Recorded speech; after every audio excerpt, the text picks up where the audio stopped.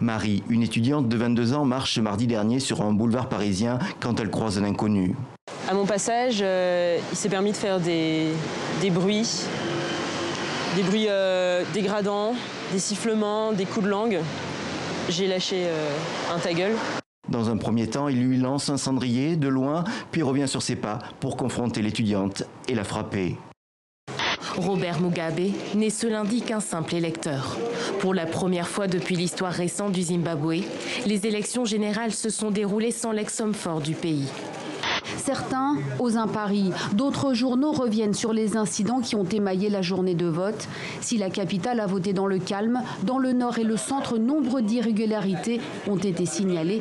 Certains bureaux n'ont jamais pu ouvrir.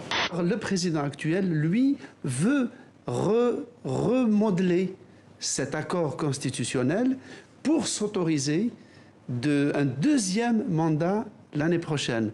Moyennant quoi, il a mis l'ancien président en prison.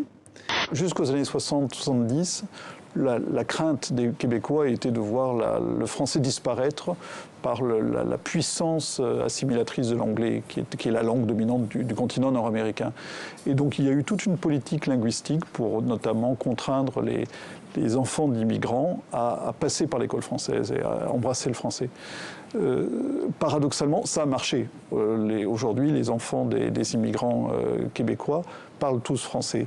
Comment on a des participations de 82% alors que physiquement, on a vu si peu de gens participer aux opérations électorales. Donc pour vous, ces chiffres donnés par le parti au pouvoir ne sont pas les vrais?